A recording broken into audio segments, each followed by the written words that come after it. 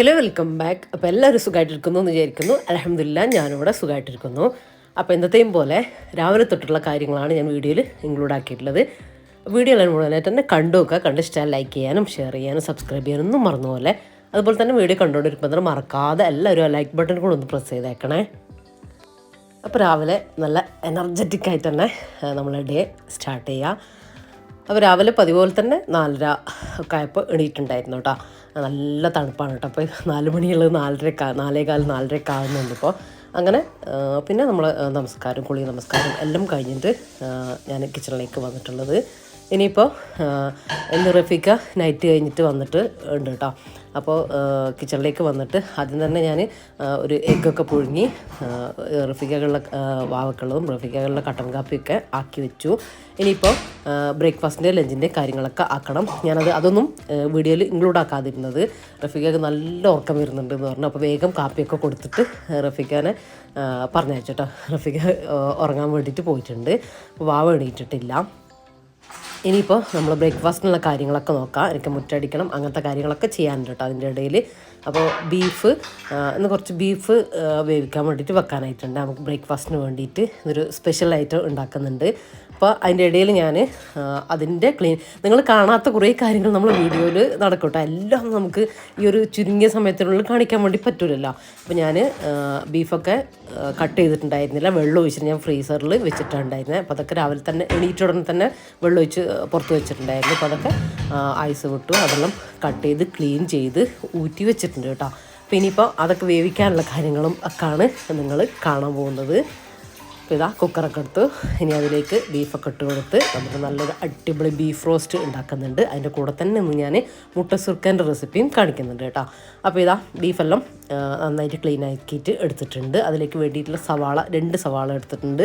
കുറച്ച് വെളുത്തുള്ളി, ഒരു 1/2 ഇഞ്ച്, ഒരു ചെറിയ കഷ്ണം, അതിനൊന്നും പ്രത്യേകിച്ചൊരു കണക്കൊന്നുമില്ല കേട്ടോ. ഇഞ്ചി പിന്നെ കൂടി പോകണ്ട. വെളുത്തുള്ളി നമുക്ക് എത്ര വേണേലും ചേർത്ത് കൊടുക്കാം കേട്ടോ. ഇതിപ്പോൾ 1 കിലോയിൽ കൂടുതൽ ബീഫുണ്ട് കേട്ടോ. കാര്യം നമുക്ക് ബ്രേക്ക്ഫാസ്റ്റിനും ലഞ്ചിനും എടുക്കേണ്ടതായിട്ടുണ്ട്. പിന്നെ ഇന്ന് നമുക്ക് രാത്രി ഗസ്റ്റ് ഉണ്ട് കേട്ടോ. അപ്പോൾ അവർക്കും കൂടെ വേണ്ടിയിട്ടുള്ളതാണ്. അപ്പോൾ ഞാൻ ഒന്നിച്ച് തന്നെ കുക്ക് ചെയ്യാമെന്ന് വിചാരിച്ചു. ബീഫൊക്കെ പിന്നെ നമ്മൾ എത്ര നേരത്തെ ഉണ്ടാക്കി വെക്കുന്നോ അത്രയും നല്ല ടേസ്റ്റി ആയിട്ട് വരിക കേട്ടോ ചെയ്യുക. അപ്പോൾ നമ്മൾ ബീഫെല്ലാം ഞാൻ കുക്കറിലേക്ക് ചേർത്ത് കൊടുത്തു. ഇനി അതിലേക്കുള്ള കാര്യങ്ങളൊക്കെ നമുക്ക് ചേർത്ത് കൊടുക്കാം. ഞാൻ പറഞ്ഞില്ലേ 1 കിലോയിൽ കൂടുതലുണ്ട്. ഇനിയിപ്പോൾ നിങ്ങൾ 1 കിലോ അളവിലേക്കുള്ള ബീഫ് എടുക്കുകയാണെങ്കിലും ഞാനിപ്പോൾ 2 വലിയ സവാള എടുത്തിട്ടുണ്ട്. 2 തന്നെ എടുത്തു കേട്ടോ, കുഴപ്പമൊന്നുമില്ല. 2 വലിയ സവാള എടുത്ത് കൊടുത്തു. ഒരു 10, 12, 15 വരെ അല്ലി വെളുത്തുള്ളി, 10, 20 അല്ലിയൊക്കെ ചേർത്ത് കൊടുക്കാം കേട്ടോ, കുഴപ്പമൊന്നുമില്ല. വെളുത്തുള്ളി അങ്ങനെ ചേർത്ത് കൊടുത്തു. ഒരു 1/2 ഇഞ്ച് നീളത്തിലുള്ള കഷ്ണം ഇഞ്ചി ചതച്ചത് ചേർത്ത് കൊടുത്തു. ഇനിയിപ്പോൾ മല്ലിപ്പൊടി ചേർത്ത് കൊടുക്കുക. ഒരു 3-4 ടീസ്പൂൺ, 4-5 ടീസ്പൂൺ വരെയൊക്കെ നമുക്ക് മല്ലിപ്പൊടി ചേർത്ത് കൊടുക്കുക. ഇത് ഞാൻ എല്ലാ മസാലയും കൂടെ ചേർത്തിട്ടുള്ളൊരു ഗ്രേവി ആയിട്ടാണ് ഉണ്ടാക്കുന്നത്. ഒരു 1/2 ടീസ്പൂൺ മഞ്ഞൾപ്പൊടി ചേർത്ത് കൊടുത്തു. ഇനി എരിവിനായിട്ടുള്ള മുളക് പൊടി ചേർത്ത് കൊടുക്കുക. ഇത് ഞാൻ മുളക് പൊടിയും അതുപോലെ തന്നെ കുറച്ച് കുരുമുളക് പൊടിയും കൂടെ ചേർത്ത് കൊടുക്കുന്നുണ്ട് കേട്ടോ. ഇത് മുളകിട്ട് ബീഫ് വരട്ടാക്കിയിട്ട് നമ്മൾ ചെയ്യലുണ്ട്. ഇന്നിപ്പോൾ ഞാൻ ഇങ്ങനെയാണ് ചെയ്യുന്നത് മാത്രം. ഞാനിപ്പോൾ ഒരു 3 ടീസ്പൂണെല്ലാം മുളക് പൊടി, 3-4 ടീസ്പൂൺ ചേർത്ത് കൊടുക്കാം കേട്ടോ. അത്യാവശ്യം എരിവുണ്ട്, എന്നാൽ കളറുമുള്ള മുളക് പൊടിയാണ്. ഇനി ഇതിലേക്ക് ഞാൻ കുരുമുളക് ചേർക്കുന്നുണ്ടെന്ന് പറഞ്ഞില്ലേ. അപ്പോൾ ഇതാ ഒരു 3 ടീസ്പൂൺ കുരുമുളക്, അത്യാവശ്യം നല്ല എരിവ് വേണ്ടവർക്ക് ഒരു 4 ടീസ്പൂൺ വരെ ചേർത്ത് കൊടുക്കാം കേട്ടോ. ഇനി ഒരു ടീസ്പൂണെല്ലാം വലിയ ജീരകത്തിൻ്റെ പൗഡറില്ലേ, 1/2 ടീസ്പൂൺ കേട്ടോ വലിയ ജീരകത്തിൻ്റെ പൗഡർ ചേർത്ത് കൊടുക്കുക. ഇനിയിപ്പോൾ പൗഡർ ഇല്ലെങ്കിൽ ഒരു 1/2 ടീസ്പൂൺ വലിയ ജീരകം ചേർത്ത് കൊടുത്താലും മതിയേ. അപ്പോൾ നമ്മൾ പൗഡേഴ്സ് എല്ലാം ചേർത്ത് കൊടുത്തു. ഇനി കറിവേപ്പില ചേർത്ത് കൊടുക്കുക. അപ്പോൾ ഞാൻ കറിവേപ്പില ഇങ്ങനെ ബോക്സിലാക്കിയിട്ട് ഇങ്ങനെ അല്ലിയാക്കിയിട്ട് ബോക്സിലാക്കിയിട്ട് വെക്കുകയുണ്ട് ചെയ്യുക. കാര്യം നമുക്കിവിടെ കറിവേപ്പില ഒരുപാടുണ്ട്. അപ്പോൾ ഞാൻ ഒരുപാട് ചേർത്ത് കൊടുക്കലുണ്ട്, നിങ്ങൾ കാണുന്നുണ്ടാകും എൻ്റെ വീഡിയോയിൽ. അപ്പോൾ ഇനിയിപ്പം കറിവേപ്പിലൊന്നും ഇല്ല, വല്ലപ്പോഴും കിട്ടുന്നവരാണെങ്കിൽ നിങ്ങൾ കണ്ടെയ്നറിൽ ഇതുപോലെ വെച്ച് കൊടുക്കുമ്പോൾ അടിയിലും മേലെയും ടിഷ്യൂ പേപ്പർ വെച്ചിട്ട് ഇതുപോലെ വെച്ച് കൊടുത്തു കേട്ടോ. കുറേ നാളിരിക്കും. പിന്നെ ഇങ്ങനെ അടർത്തിയിട്ട് വെച്ച് കൊടുക്കുകയാണെങ്കിൽ നമുക്ക് ഒരുപാട് സ്പേസും ഉണ്ടാവും. അപ്പോൾ അങ്ങനെ വെച്ച് കൊടുത്താൽ കുറേ നാളിരിക്കട്ടെ. ഇങ്ങനെ വെച്ചാൽ തന്നെ എനിക്ക് ഒരുപാട് നാളിരിക്കലുണ്ട്. നിങ്ങൾക്ക് അതിലും കൂടുതൽ കുറച്ചായിട്ട് യൂസ് ചെയ്ത് അങ്ങനെ കറിവേപ്പില കിട്ടാത്തവരാണെങ്കിൽ ഞാൻ പറഞ്ഞ പോലെ ടിഷ്യൂ പേപ്പർ താഴെയും മേലെയും വെച്ച് കൊടുത്തിട്ട് നടുവിൽ കറിവേപ്പില ചേർത്ത് കൊടുക്കാം കേട്ടോ, വെച്ച് കൊടുക്കാം. ഇനി ബീഫിലേക്കുള്ള ആവശ്യത്തിനുള്ള ഉപ്പും കൂടെ ചേർത്ത് കൊടുത്തിട്ടുണ്ട്. ഇനി കൈവച്ച് നന്നായിട്ട് ഇതുപോലെ ഒന്ന് യോജിപ്പിച്ച് കൊടുക്കുക. അതാ മസാലയ്ക്ക് എല്ലാ ഭാഗത്തേക്കും ആവുന്ന രീതിയിൽ ഒന്ന് ആക്കി കൊടുത്തിട്ടുണ്ട്. ഇതുപോലെ നമ്മളിതിലേക്ക് ഒട്ടും വെള്ളം ചേർത്ത് കൊടുക്കുന്നില്ല കേട്ടോ. കാര്യം നമ്മൾ ബീഫ് വെന്ത് വരുമ്പോൾ ഇതിൽ ബീഫിൽ നിന്ന് തന്നെ ഇറങ്ങുന്ന വെള്ളത്തിൽ ഇത് വെന്ത് വരണം. എക്സ്ട്രാ വെള്ളമൊന്നും ഇപ്പോൾ നമ്മൾ ഒഴിച്ചു കൊടുക്കുന്നില്ല കേട്ടോ. ഇനി അടച്ച് വെച്ച് നമുക്ക് ഓരോ ബീഫും ഓരോ വേവാണ്. 2 വിസിലടിച്ചിട്ട് ഹൈ ഫ്ലെയിമിൽ 2 വിസിൽ വരുത്തിയിട്ട് ഞാൻ ലോ ഫ്ലെയിമിൽ ഒരു 10 മിനിറ്റ് കൂടെ വെച്ച് കൊടുക്കുന്നുണ്ട് ഈ ബീഫ് കേട്ടോ. അപ്പം നിങ്ങൾ നോക്കിയിട്ടൊക്കെ ചെയ്ത് കൊടുക്കാം. അങ്ങനെ ആ ബീഫ് വേവുന്നൊരു ടൈം നമുക്കുണ്ട് കേട്ടോ. പിന്നെ എളുപ്പത്തിൽ ഉണ്ടാക്കിയെടുക്കുന്ന അപ്പാണെന്ന് ചെയ്യുന്നത്. അപ്പോൾ അതിൻ്റെ ഇടയ്ക്ക് എനിക്കൊരു സമാധാനം കിട്ടണമെങ്കിൽ ഒരു ക്വിക്ക് ക്ലീനിങ് ഉണ്ട് കേട്ടോ. ഞാനൊരു 10 മിനിറ്റ് എടുത്തിട്ട് ബെഡ്റൂമും ലിവിങ്ങും അങ്ങനെയൊക്കെ ഒന്ന് പെട്ടെന്നൊന്ന് ക്ലീനാക്കി എടുക്കും. അപ്പോൾ അതെനിക്ക് രാവിലെ മസ്റ്റാണ് കേട്ടോ. എന്നാലാണ് എനിക്ക് ഫ്രീ ആയിട്ട് ഫുഡൊക്കെ ഉണ്ടാക്കാൻ വേണ്ടി ഒരു ഇൻട്രസ്റ്റോട് കൂട്ടിയിട്ട് കിച്ചണിൽ നിന്നിട്ട് കിച്ചണിലെ വർക്ക് സമാധാനത്തോടു കൂടി എനിക്ക് എടുക്കണമെങ്കിൽ ബെഡ്റൂമും ഒക്കെ ഒന്ന് നീറ്റാക്കി വെക്കണം. ജസ്റ്റ് എത്ര എനിക്ക് സമയമില്ലെങ്കിലും ഞാൻ ജസ്റ്റ് ഒന്ന് ഒതുക്കി പെറുക്കി വെക്കും കേട്ടോ. ഇല്ലെങ്കിൽ പിന്നെ ബെഡ്റൂം മാത്രമല്ല എല്ലാം ഒതുക്കി പെറുക്കണം, അടിച്ചു വാരണം, തുടക്കണം, ഇങ്ങനെയൊക്കെ ആലോചിക്കുമ്പോൾ കുറേ പണിയുള്ള പോലെ ഉണ്ടാവും കേട്ടോ. അപ്പോൾ ഞാനിങ്ങനെ ചെയ്യലുണ്ട്. സമയമുള്ള ദിവസങ്ങളിലൊക്കെ ഇങ്ങനെ തന്നെയാണ് കേട്ടോ ചെയ്യുക. ചിലപ്പോൾ നമ്മൾ എണീക്കാൻ വൈകിയേ എന്തെങ്കിലും അസുഖമോ അങ്ങനെ എന്തെങ്കിലും വയ്യായികയോ ഒരു മൂടില്ലായ്മയോ ഒക്കെ ഉണ്ടാവലുണ്ട് കേട്ടോ. അങ്ങനെയൊക്കെ ഉണ്ടെങ്കിൽ മാത്രമേ ഇതിനൊക്കെ ഒരു ചേഞ്ച് വരുള്ളൂ. അല്ലെങ്കിൽ ഇങ്ങനെ തന്നെയാണ് കേട്ടോ പോവുക. അപ്പോൾ ബെഡ്ഷീറ്റൊന്നും ഇന്ന് ചേഞ്ച് ആക്കാനൊന്നുമില്ല. അപ്പോൾ അതൊക്കെ ഒന്ന് തട്ടി വിരിച്ച് ഒന്ന് സെറ്റാക്കി എടുക്കട്ടെ. പിന്നെ കുക്കിങ്ങിൽ എങ്ങനെയാണ് ജംഷി ഇങ്ങനെ സ്പീഡിൽ കാര്യങ്ങളൊക്കെ ചെയ്യുന്നത്, ഇത്ര പെർഫെക്റ്റ് ആയിട്ട് ചെയ്യുന്നത് എന്നെല്ലാം കഴിഞ്ഞ ദിവസത്തെ വീഡിയോൻ്റെ കമൻറ്റിൽ കണ്ടിട്ടുണ്ടായിരുന്നു. പിന്നെ ഒരു കാര്യം, നമ്മളെ കഴിഞ്ഞ ദിവസത്തെ വീഡിയോ എല്ലാവരിലേക്കും എത്തിയിട്ടില്ല കേട്ടോ. കാര്യം ഞാൻ ഈ വീഡിയോയിൽ അതിൻ്റെ പിന്നെ കമൻറ്റായിട്ട് അതിൻ്റെ ലിങ്ക് കൂടെ കൊടുക്കുന്നുണ്ട് കേട്ടോ. അടിപൊളി വീഡിയോ ആണ്, നല്ല റെസിപ്പിയും കുറേ അധികം കാര്യങ്ങളൊക്കെ ഉള്ള ഒരു ഫുൾ ഡേ വീഡിയോ ആയിരുന്നു. പക്ഷേ എന്തോ എൻ്റെ മിസ്റ്റേക്ക് അല്ല, കുറേ ആളിലേക്ക് അത് എത്തിയിട്ടില്ല. ഞാനത് 2 മണിക്ക് തന്നെ കറക്റ്റ് ഇട്ടിട്ടുണ്ട് കേട്ടോ. പക്ഷേ വീഡിയോ പലർക്കും കിട്ടിയത് 4 മണി 3:30 മണിയൊക്കെ ടൈമിലാണ് കേട്ടോ. അതെന്താണെന്ന് എനിക്ക് മനസ്സിലായിട്ടില്ല. അപ്പോൾ അത് കാണാത്തവരുണ്ടെങ്കിൽ മസ്റ്റായിട്ടും കണ്ടു നോക്കണം കേട്ടോ. അടിപൊളി റെസിപ്പിയൊക്കെ ഞാനതിൽ പറഞ്ഞിട്ടുണ്ട്. കുറേ നിങ്ങൾ ചോദിച്ചിട്ടുള്ള കാര്യങ്ങളും ഞാനതിൽ പറഞ്ഞിട്ടുണ്ട് കേട്ടോ. അപ്പം അങ്ങനെ പിന്നെ നിങ്ങൾ ചോദിച്ച പോലെ എങ്ങനെയാണ് സ്പീഡ് കിട്ടുന്നതെന്ന് അങ്ങനെയൊന്നുമില്ല. അങ്ങനെ സ്പീഡ് കിട്ടാത്തവരും ഒരു ഒരുക്കം ഇല്ലാത്തവരൊക്കെ ഉണ്ടാവും. എനിക്ക് പൊതുവേ പാചകം ചെയ്യാൻ ഇഷ്ടമുള്ള ആളാണ് ഞാൻ. കുക്കിംഗ് ഭയങ്കര ഇഷ്ടമുള്ള ആളാണ്. അപ്പോൾ എനിക്ക് അതിൻ്റേതായിട്ടുള്ളൊരു ഇത് ഉണ്ടാവുമല്ലോ. അങ്ങനെ ഇനിയിപ്പോൾ അതില്ലാത്ത ഒരാളാണെങ്കിൽ നമ്മൾ എല്ലാം ഒരുക്കി വെച്ചതിന് ശേഷം, അതായത് ഉള്ളി വെളുത്തുള്ളി എല്ലാം ക്ലീനാക്കി എല്ലാം റെഡിയാക്കി ഒരുക്കി വെച്ചതിന് ശേഷം നിങ്ങൾ പാചകം സ്റ്റാർട്ട് ചെയ്യാം കേട്ടോ. അപ്പോൾ നിങ്ങൾക്ക് സ്പീഡിൽ ചെയ്യാൻ വേണ്ടിയിട്ട് പറ്റും. അല്ലെങ്കിൽ അത് മറന്നു ഇത് മറന്നു അങ്ങനെയൊക്കെ ആയിട്ട് വരും. പിന്നെ എല്ലാം നമ്മൾ ഒരുക്കി വെക്കുകയാണെങ്കിൽ അതുതന്നെയായിരിക്കും നമ്മൾ കുക്കിംഗ് ഒന്നുകൂടെ ഈസി ആക്കുന്നത്. നമ്മൾ ഗ്യാസും എല്ലാം ഈസി ആക്കുന്നത് കുറച്ചുകൂടെ ബെറ്റർ അതായിരിക്കും കേട്ടോ. കാരണം പിന്നെ നമ്മൾ ഒരു 2 ബർണറുള്ള ഗ്യാസാണ്, അല്ലെങ്കിൽ 3 ബർണറുള്ള 4 ബർണറുള്ളതാണെങ്കിൽ ഒരു സ്റ്റവിൽ ഒന്ന് ഒഴിയുമ്പോഴത്തേക്കും ഇപ്പം നമ്മൾ 4ലും ഞാനിപ്പോൾ 3 3ലും വെക്കും. പിന്നെ ഒന്ന് ഒഴിയുമ്പോഴത്തേക്ക് അടുത്തത് റെഡിയാക്കി വെച്ചോളാം, പിന്നെ അടുത്തത് റെഡിയാക്കി വെച്ചോളാം. അങ്ങനെ പെട്ടെന്ന് കുക്കിംഗ് തീർക്കാൻ വേണ്ടി ശ്രമിക്കുക. അത് ഞാൻ പറഞ്ഞുതരാം. വേറൊരു കാര്യം കൂടെ ഉണ്ട് അതിൻ്റെ കാര്യത്തിൽ. നമ്മൾ പണി എന്നിട്ട് കിച്ചണിൽ നിൽക്കുന്ന സമയം ഒരു 1/2 മണിക്കൂർ നിൽക്കുകയാണെങ്കിൽ, അല്ലെങ്കിൽ ഒരു 1 മണിക്കൂർ നിൽക്കുകയാണെങ്കിൽ നമ്മൾ ഉച്ചക്കത്തെയും രാവിലത്തെയും എല്ലാം കാര്യങ്ങൾ പെട്ടെന്ന് ചെയ്യാൻ വേണ്ടി ശ്രദ്ധിക്കുക. പിന്നെ ചിലർക്ക് രാവിലത്തെ കാര്യങ്ങൾ രാവിലെ ചെയ്യുക, ഉച്ചക്കത്ത് അവർ ഉച്ചക്കരിക്കും ലഞ്ചൊക്കെ അവർക്ക് ഉണ്ടാക്കുന്നത് ഇഷ്ടം, തണുത്ത പോലെ അങ്ങനെയൊക്കെ ചോദിക്കുന്നവരുണ്ട്. അങ്ങനെ നോക്കുന്നവരാണെങ്കിൽ നിങ്ങൾ അങ്ങനെ ചെയ്യുക. പക്ഷെ നമ്മൾ പണി എക്സ്ട്രാ എന്താ പറയുക, നമുക്ക് പണി ഡബിളായിരിക്കും. അപ്പോൾ കാര്യം നമ്മൾ രാവിലെ ഒന്ന് കുക്ക് ചെയ്തിട്ട് കിച്ചൺ അങ്ങനെ മോശമായിട്ട് കിടക്കുന്നുണ്ടാവും. പിന്നെ അത് നമുക്ക് ഒന്ന് ഉച്ച സമയത്തൊക്കെ ക്ലീൻ ചെയ്യാൻ ഒന്നുകൂടെ പാടാവും. അത് അപ്പം ചെയ്യുമ്പോൾ അപ്പം നമുക്ക് ക്ലീൻ ആക്കാനും നല്ല ഈസി ആയിരിക്കട്ടെ, പെട്ടെന്ന് തന്നെ അങ്ങ് കഴിയും. മാത്രമല്ല നമ്മൾ എല്ലാ കുക്കിങ് കഴിഞ്ഞിട്ട് ഒരൊറ്റ ക്ലീനിങ്ങേ നമുക്ക് അപ്പോൾ അവിടെ ആവശ്യമുള്ളൂ. അത് വേഗത്തിൽ തീരുകയും ചെയ്യും. കാരണം അത്ര ടൈം നമ്മളവിടെ അങ്ങനെ ക്ലീൻ അല്ലാതെ ഇടുന്നില്ലല്ലോ. അപ്പോൾ അങ്ങനെ ഇനിയിപ്പോൾ നമ്മൾ ബ്രേക്ക്ഫാസ്റ്റിന് വേണ്ടിയിട്ടുള്ള കാര്യങ്ങൾ നോക്കാം. ഒരുവിധം എൻ്റെ ക്ലീനിങ് ഞാനൊരു 1/2 മണിക്കൂറിനുള്ളിൽ ചെയ്ത കാര്യങ്ങളാട്ടെ. ഇപ്പം നിങ്ങൾ കാണേണ്ട കാര്യങ്ങളൊക്കെ അകലം ക്ലീൻ ചെയ്ത് ഒന്ന് ഒതുക്കി പെറുക്കി വെച്ചു, മുറ്റടിച്ചു, അങ്ങനത്തെ കാര്യം. അത് 1/2 മണിക്കൂർ പോലും എടുത്തിട്ടില്ല കേട്ടോ. 10 മിനിറ്റ് എനിക്ക് ഒതുക്കി പെറുക്കാനും ഒരു 10 മിനിറ്റ് കൊണ്ട് ഞാൻ മുറ്റവും അടിച്ചിട്ടുണ്ട് കേട്ടോ. ഇനിയിപ്പോൾ ഞാൻ പച്ചരി ഒരു 4 മണിക്കൂറെല്ലാം കുതിർത്ത പച്ചരി ജാറിലേക്ക് ഇട്ട് കൊടുത്തു. ഒരു ഗ്ലാസ് പച്ചരിക്ക് 1/2 ഗ്ലാസ് ചോറ്. നിങ്ങൾ ചോറ് വെക്കുന്ന ഏത് ചോറായാലും കുഴപ്പമില്ല കേട്ടോ, അരി ഏതായാലും കുഴപ്പമില്ല. പച്ചരിയിലേക്ക് 1 ഗ്ലാസ് പച്ചരിയിലേക്ക് 1/2 ഗ്ലാസ് 1/2 ഗ്ലാസ് ചോറ് ഇട്ട് കൊടുക്കുക. എന്നിട്ട് ഒരു അരക്കപ്പ്, ഞാൻ കുറച്ചുകൂടെ വെള്ളം ചേർത്ത് കൊടുക്കുന്നുണ്ട്, ഒരു അരക്കപ്പ് വെള്ളം ചേർത്തിട്ട് നല്ല ഫൈനായിട്ട് അരച്ചെടുക്കുക.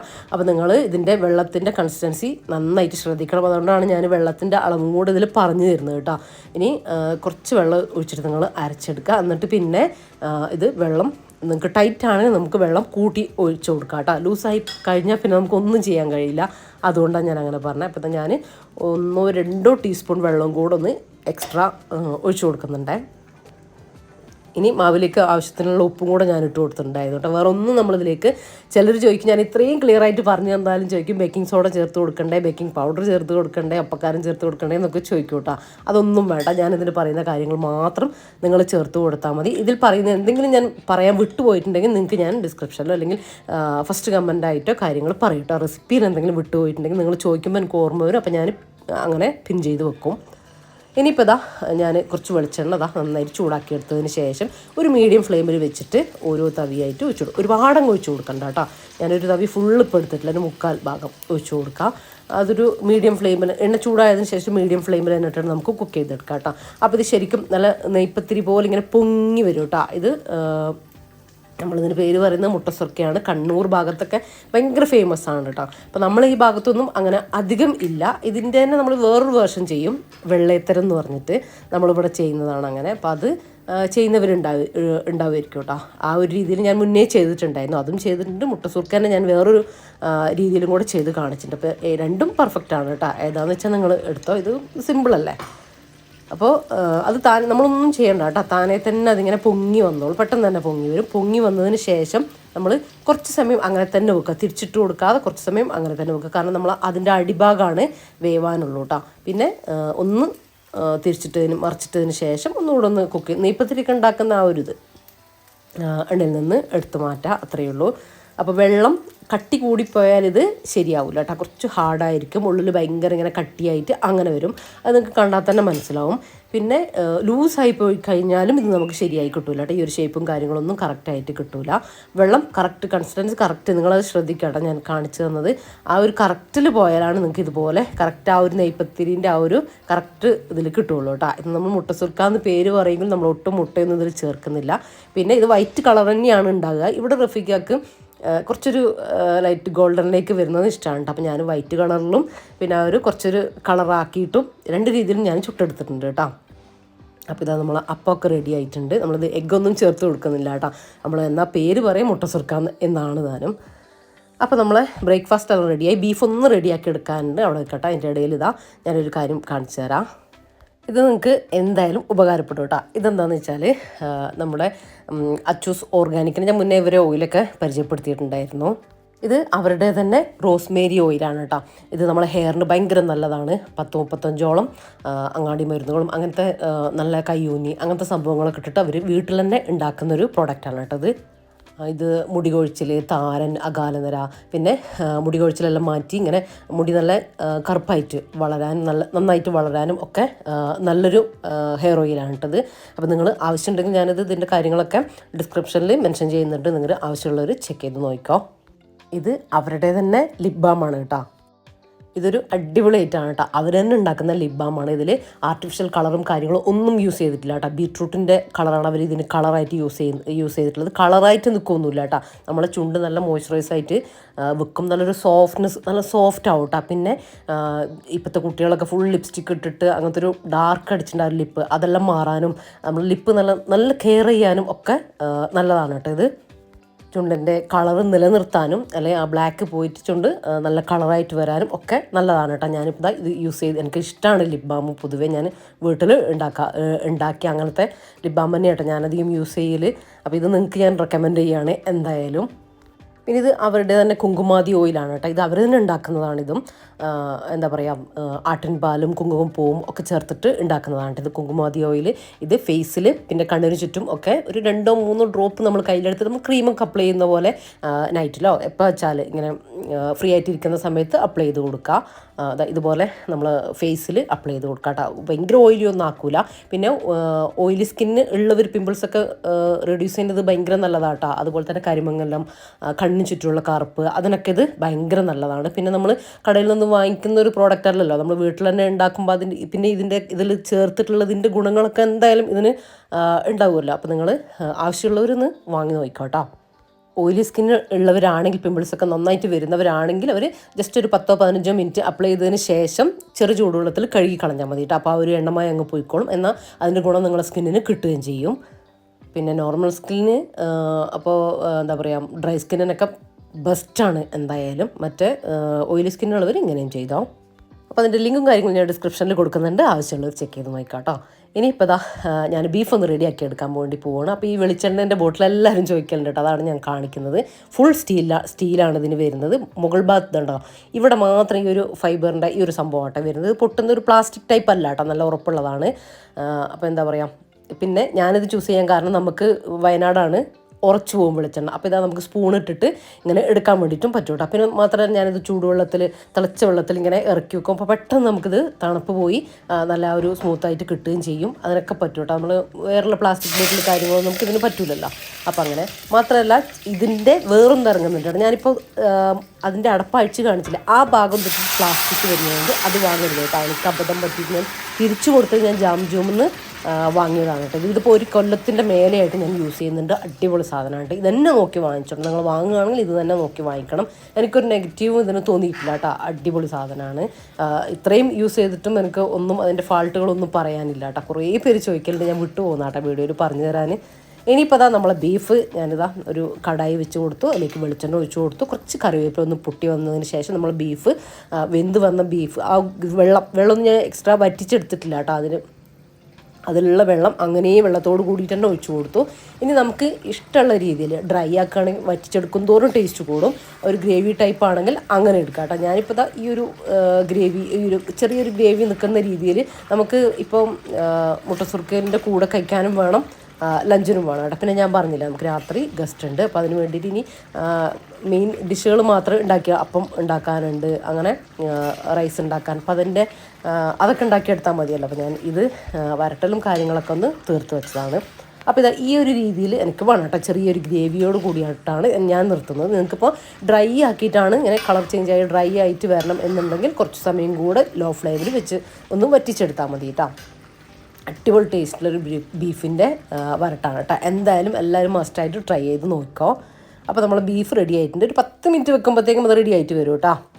അങ്ങനെ നമ്മൾ ബ്രേക്ക്ഫാസ്റ്റൊക്കെ കഴിച്ചതിന് ശേഷം ഇപ്പോൾ ഞാനൊന്ന് ഇനി മൊത്തത്തിലൊന്ന് അടിച്ചു വാരി ഒന്ന് തുടച്ചെടുക്കാനുണ്ട്. മേലെ തുടക്കാനില്ല കേട്ടോ, ഇന്ന് താഴെയാണ് എനിക്ക് തുടക്കാനുള്ളത്. അപ്പോൾ മൊത്തം ഒന്ന് ക്ലീൻ ആക്കിയിട്ടൊന്ന് അടിച്ചു വാരട്ടെ, എന്നിട്ട് തുടച്ചു കൊണ്ടിട്ട് കേട്ടോ. മേലെ ഞാൻ 2 ദിവസം മുമ്പ് തുടച്ചിട്ടുണ്ടായിരുന്നു. അപ്പം ഞാൻ എപ്പോഴും പറയുന്നതാണ് എൻ്റെ വീഡിയോയിൽ, മേലെ തുടക്കുന്ന ദിവസം ഞാൻ താഴെ തുടക്കില്ല, താഴെ തുടക്കുന്ന ദിവസം മേലെ തുടക്കില്ല, അങ്ങനെയായിട്ട് ചെയ്യുക. അടിച്ചു വാരൽ എന്നും അങ്ങനെ മൊത്തത്തിൽ അടിച്ചു വാരും. അങ്ങനെ അടിച്ചു വാരി ഒതുക്കി പെറുക്കി വെക്കും കേട്ടോ. പിന്നെ നമ്മൾ ക്ലീനിങ്ങും കുക്കിങ്ങും എല്ലാം ഈസി ആക്കാൻ ഓരോന്നിൻ്റെയും ഗ്യാപ്പിൽ നമ്മളിപ്പോൾ കുക്കിങ്ങൊക്കെ നടക്കുകയാണെങ്കിൽ അതിൻ്റെ ഗ്യാപ്പിൽ നമുക്ക് സമയം കിട്ടുമ്പോൾ നമുക്ക് മറ്റുള്ള കാര്യങ്ങളൊക്കെ ചെയ്യാം. ഞാനിപ്പോൾ എക്സ്ട്രാ കാര്യങ്ങളൊക്കെ ചെയ്യും, പക്ഷേ അതൊക്കെ ഒന്നും നമുക്ക് വീഡിയോയിൽ കാണിക്കാൻ വേണ്ടി പറ്റില്ല. ക്യാമറ അങ്ങോട്ട് ക്യാമറ ഇങ്ങോട്ട് ഒക്കെ കാണിക്കേണ്ടി വരില്ലേ. അപ്പോൾ അങ്ങനെ കേട്ടോ, നമുക്ക് ചെയ്യാൻ പറ്റുന്ന അത്രയും കാര്യങ്ങൾ നമ്മൾ കിച്ചണിൽ നിൽക്കുമ്പോഴാണെങ്കിൽ അങ്ങനെ ചെയ്യാം. അതിൻ്റെ ഇടയിലൂടെ നമുക്ക് പാത്രം കഴുകുക, അല്ലെങ്കിൽ വേറെ എന്തെങ്കിലും കാര്യങ്ങൾ ചെയ്യാം, അല്ലെങ്കിൽ കുക്കിംഗ് കംപ്ലീറ്റ് ആയിട്ട്. ഇപ്പോൾ നിങ്ങൾ ചോദിച്ചു പെട്ടെന്ന് എങ്ങനെയാണ് തീർക്കുന്നത്, അത് ഒന്ന് കുക്ക് ചെയ്തുകൊണ്ടിരിക്കുക. ഇപ്പോൾ വഴറ്റാനൊക്കെ വെച്ച് ഇപ്പം നമ്മൾ ബീഫൊക്കെ റെഡി ആകാൻ വേണ്ടി വെക്കുമ്പോൾ ഞാൻ അടുത്തത് ഞാൻ പറഞ്ഞില്ല 10 മിനിറ്റ് ഉണ്ടെന്ന് ഇടയ്ക്ക് ഇളക്കി കൊടുക്കും. പിന്നെ അതിൻ്റെ ഇടയിൽ അടുത്തത് എന്താ ചെയ്യാനുള്ള അത് ചെയ്യും. ഇന്നിപ്പോൾ ഞാൻ ചെയ്തത് അതിൻ്റെ ഇടയിലൂടെ പാത്രങ്ങൾ കഴുകാണ്ടായിരുന്നു, അത് കഴുകി. പിന്നെ കൗണ്ടർ ടോപ്പിൻ്റെ ചെറിയ ഭാഗങ്ങളൊക്കെ ഞാൻ നീറ്റാക്കി വെക്കും, എടുത്ത സാധനങ്ങൾ എടുത്തെടുത്ത് വെക്കും. അങ്ങനെ നമുക്ക് പറ്റുന്ന രീതിയിലൊക്കെ ചെയ്ത് വെക്കാം കേട്ടോ. അപ്പോൾ നമുക്കില്ലേ ആ കുക്കിംഗ് കഴിയുന്നതോട് കൂടിയിട്ട് നമ്മളെ കിച്ചണിലെ കാര്യങ്ങളും കഴിഞ്ഞ് നമുക്ക് കിച്ചണിൽ നിന്ന് മാറാൻ വേണ്ടിയിട്ട് പറ്റും. പിന്നെ നമുക്ക് അകത്തത്തെ ഇങ്ങനത്തെ സെറ്റാക്കലും കാര്യങ്ങളും അങ്ങനത്തെ കാര്യങ്ങളൊക്കെ ചെയ്യാൻ വേണ്ടിയിട്ട് നോക്കാം കേട്ടോ. ഇതിനിടയിൽ ഞാൻ അലക്കാൻ ഇട്ടിട്ടുണ്ടായിരുന്നു, അപ്പോൾ അത് ആറിടലും കാര്യങ്ങളും അതൊക്കെ ഞാൻ ചെയ്തിട്ടുണ്ട് കേട്ടോ. പിന്നെ തുടക്കലും കാര്യങ്ങളൊക്കെ കഴിഞ്ഞതിന് ശേഷം ഉള്ളിലുള്ള പ്ലാന്റ് ഒന്ന് മാറ്റാനുണ്ടായിരുന്നു കേട്ടോ. കുറച്ച് ദിവസമായി, അപ്പോൾ ഒന്ന് വെള്ളമൊക്കെ ഒഴിച്ച് ഒന്ന് റെഡിയാക്കാൻ വേണ്ടിയിട്ട് പുറത്തേക്ക് എടുത്ത് വെച്ചു. ഇനിയിപ്പോൾ ഞാനൊരു ജസ്റ്റ് ഒരു സ്പ്രേ ഒന്ന് അടിച്ചു കൊടുക്കുന്നുണ്ട് കേട്ടോ. നല്ലൊരു സ്മെല്ല്. ഇപ്പോൾ മഴക്കാലമൊക്കെ അപ്പോൾ നമ്മൾ തുടച്ചൊക്കെ കഴിഞ്ഞാൽ എത്ര നീറ്റാക്കിയാലും എന്ത് ചേർത്ത് തുടച്ചാലും ആ ഒരു നനവിൻ്റെ ഒരു സ്മെല്ല് വരും കേട്ടോ. അപ്പോൾ ഇങ്ങനെ ചെയ്ത് കഴിഞ്ഞാൽ നല്ല ആ കുക്കിങ്ങിൻ്റെ സ്മെല്ലോ ഒന്നും നമ്മളെ വീടിൻ്റെ ഉള്ളിലുണ്ടാവില്ല. നല്ല ഫ്രഷായിട്ട് നല്ലൊരു സ്മെല്ല് കിട്ടും കേട്ടോ. പിന്നെ ഇതാ ഇനിയിപ്പോൾ എനിക്ക് രാത്രിയിലേക്ക് വേണ്ടിയിട്ടും ഉച്ചക്കത്തേക്ക് വേണ്ടിയിട്ടുള്ള കുറച്ച് മട്ടൺ ഉണ്ടായിരുന്നു. അപ്പോൾ അതും കൂടെ ഒന്ന് വരട്ടിയെടുക്കും. മെയിനായിട്ട് ഞാൻ രാത്രിയിലേക്ക് വേണ്ടിയിട്ടാണ്. അപ്പോൾ അതിലേക്ക് വേണ്ടിയിട്ടുള്ള കാര്യങ്ങളൊക്കെ ഇതാ 1 കിലോ മട്ടൺ എടുത്തിട്ടുണ്ട്. അതിലേക്ക് എൻ്റെ 2 കൈയും കൂടെ ചേർത്തിട്ടുള്ള 2 പിടി എടുത്തിട്ടുണ്ട് കേട്ടോ. ചെറിയ ഉള്ളി അത് ക്ലീൻ ആക്കിയിട്ടുള്ളതാണ്. ഇനിയിപ്പോൾ ഇതാ മട്ടൺ മുഴുവനായിട്ട് തന്നെ ചേർത്ത് കൊടുക്കുന്നുണ്ട്. അപ്പോൾ ഇതാ ഇത്രയും എടുത്തിട്ടുണ്ട് കേട്ടോ. പിന്നെ ചെറിയ ഉള്ളി ക്ലീൻ ചെയ്യാൻ വലിയ ബുദ്ധിമുട്ടുണ്ടായില്ല കേട്ടോ. കാര്യം വലുതായിരുന്നു. നല്ല ഏകദേശം വലിയ ഉള്ളീൻ്റെ വലിപ്പമുണ്ട് കേട്ടോ ചെറിയ ഉള്ളി. അങ്ങനെ പിന്നെ ഒരു 10-15 വെളുത്തുള്ളിയും ഒരു 1/4 ഇഞ്ച് ഒരു 1/2 ഇഞ്ച് നീളത്തിലുള്ളൊരു ഇഞ്ചി ചതച്ചതും ചേർത്ത് കൊടുത്തു. വെളുത്തുള്ളി അങ്ങനെ ചേർത്ത് കൊടുക്കാം കേട്ടോ. പിന്നെ കുറച്ച് കറിവേപ്പിലൊക്കെ നല്ല അത്യാവശ്യം കൂടുതൽ തന്നെ ചേർത്ത് കൊടുക്കുക. ഇത് നമ്മൾ ബീഫ് വേവിച്ചില്ല അതുപോലെയല്ല കേട്ടോ. ഒരു പ്രത്യേക മസാല കേട്ടോ. അടിപൊളി ടേസ്റ്റാണ്. നമുക്കിത് ബീഫും ചിക്കനും ഒക്കെ ഇങ്ങനെ ഈ രീതിയിൽ മസാല ആക്കിയിട്ട് ചെയ്തെടുക്കാം കേട്ടോ. ഞാനിപ്പോൾ ഒരു 5 ടീസ്പൂണ് മല്ലിപ്പൊടി ചേർത്ത് കൊടുക്കുന്നുണ്ട്. ഇത്ര തന്നെ ചേർത്ത് കൊടുക്കണം കേട്ടോ 1 കിലോയിലേക്ക്. കാര്യം നമുക്കൊരു ഗ്രേവി ടൈപ്പ് വരണം. അപ്പോൾ ഒരു മസാലയൊക്കെ ആയി കിട്ടണമെങ്കിൽ മല്ലി ഇത്രയും ചേർത്ത് കൊടുക്കണം. ഇനി ഒരു 1/2 ടീസ്പൂൺ മഞ്ഞൾപ്പൊടി ചേർത്ത് കൊടുക്കാം. നമ്മളിതിലേക്ക് മുളക് പൊടി എടുക്കുന്നേ ഇല്ല കേട്ടോ. കുരുമുളക് പൊടിയാണ് എടുക്കുന്നത്. നിങ്ങൾക്ക് വേണമെങ്കിൽ പച്ചമുളക് അത്യാവശ്യം എരിവൊക്കെ ഇഷ്ടമുള്ളവരാണെങ്കിൽ, സ്പൈസി ഇഷ്ടമുള്ളവരാണെങ്കിൽ ഒരു 3-4 പച്ചമുളക് ഈ സമയത്ത് നിങ്ങൾക്ക് കട്ട് ചെയ്ത് ചേർത്ത് കൊടുക്കാം കേട്ടോ. ഇനി വെന്തതിന് ശേഷമാണെങ്കിൽ നിങ്ങൾക്ക് കട്ട് ചെയ്ത് ചേർത്ത് കൊടുക്കാം. ഇനിയിപ്പോൾ ഞാനൊരു 3-4 ടീസ്പൂണൊക്കെ നമുക്ക് കുരുമുളക് ക്രഷ് ചെയ്തത് ചേർത്ത് കൊടുക്കുക. അതുപോലെ തന്നെ വലിയ ജീരകത്തിൻ്റെ പൗഡർ 1 ടീസ്പൂൺ ചേർത്ത് കൊടുക്കുന്നുണ്ട്. ഇനിയിപ്പം നിങ്ങളുടെ അടുത്ത് പൗഡർ ഇല്ലെങ്കിൽ 1 ടീസ്പൂൺ വലിയ ജീരകം ചേർത്ത് കൊടുക്കുക കേട്ടോ. പിന്നെ 1/4 ടീസ്പൂൺ മുഴുവനെയുള്ള ഉലുവ ചേർത്ത് കൊടുക്കുന്നുണ്ട്. ഇവിടെ റഫീഖയ്ക്ക് വല്ലാതെ ഇഷ്ടമല്ല ഉലുവ, അതുകൊണ്ട് ഞാൻ 1/4 ടീസ്പൂൺ, നിങ്ങൾക്കൊരു 1/2 ടീസ്പൂൺ വരെ ചേർത്ത് കൊടുക്കുക കേട്ടോ. പിന്നെ ആവശ്യത്തിനുള്ള ഉപ്പും കൂടെ ചേർത്ത് കൊടുത്തിട്ട് നേരത്തെ പറഞ്ഞതുപോലെ നന്നായിട്ടൊന്ന് തിരുമ്മി യോജിപ്പിച്ച് കൊടുക്കുക കേട്ടോ. നിങ്ങൾക്കൊരു പാർട്ടിയിലൊക്കെ സ്റ്റാറാവാൻ പറ്റിയ നല്ല അടിപൊളി വരട്ടാട്ടത്. ഇനിയിപ്പോൾ കുക്കർ അടച്ച് നമുക്ക് മട്ടൺ വേവുന്നവരെ വേവിച്ചെടുക്കാം.